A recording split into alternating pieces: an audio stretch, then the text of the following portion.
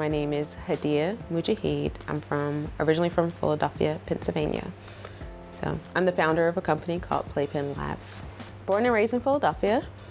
This is where you do your Fresh Prince, And I went to undergraduate at University of Maryland, Eastern Shore. After graduation, I was a computer science major. After graduation, I actually took a position with Lockheed Martin, and that landed me back in the Philadelphia area. It was in New Jersey, but in the Philadelphia area with Lockheed, I moved around a couple of times. And the last stop was in the Bay Area, sort of on purpose because I knew I wanted to be here at least to soak up some of the entrepreneurship vibe here. I've always had a vision of starting my own company, and throughout the years, even within college, have kind of started projects. But I think 4 years ago, I think just being in the Bay, there was a lot of inspiration in the Bay, took the leap, took the jump, left my company, launched a startup, went in hard, failed hard as well. And then in between like 4 years ago until now, I've launched a couple of different projects.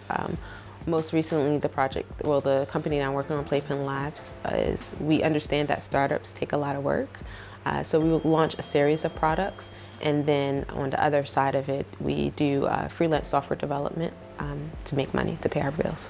I would say that being a founder is, and I don't want to make light of it, but it is probably very close to being as bipolar as you can be. Definitely there are days where you're on a complete high and everything's going good because maybe you got a yes from a customer and things are going completely fine. And then there are those days, those valleys where it's just completely dark and you haven't heard from anyone in a long time. And so it's being able to manage those ups and downs, I think kind of makes the difference, especially in being a founder. And I think that kind of leads to some of the stress that founders experience. Sometimes you second guess, like, am I doing the right thing? Especially because Silicon Valley or the media, the stories that are coming out of Silicon Valley, they put a lot of success, they put a lot of founder success on raising money and how much that they raise money. So I think one thing that's interesting is that, I'm not that young. My husband isn't that young.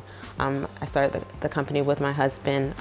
And one of the reasons why we started this company was actually to allow a little bit more flexibility and have complete control over how we build our products. We're in a unique position, me being a software developer, my husband being a design researcher, and also having a lot of industry experience. Both of us combined probably like 30 years experience of, working in the tech industry, of helping people take their ideas and actually implement it.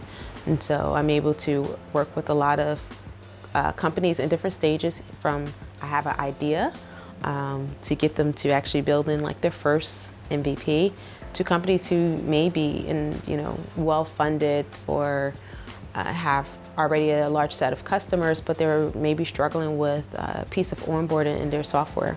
For me, it's kind of odd because the conversation, so I've been professionally in tech for 16 years. I graduated when I was 20, I'll be 36 this year.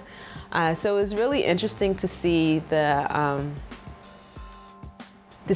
hate to say this, but the trend in conversations over the years, it's a hot topic right now. It was a hot topic like 8 years ago, and it'll die down when something else is more common.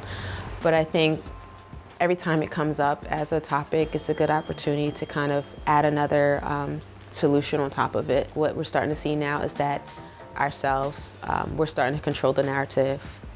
And I think that that's extremely important, instead of having like dominant culture tell us our stories and tell us like, oh, look, there's no woman in tech, And so I think that's a little hard to hear stories about, oh, there's no woman in tech, and especially being in the industry for like 16 years now and knowing some great and awesome women. I feel like there needs to be more stories of encouragement, more stories of success, and there are a lot of success stories.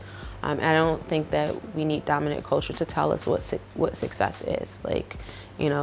Success may not be, for an entrepreneur, raising $5 million. It may be bootstrapping it to a level of success.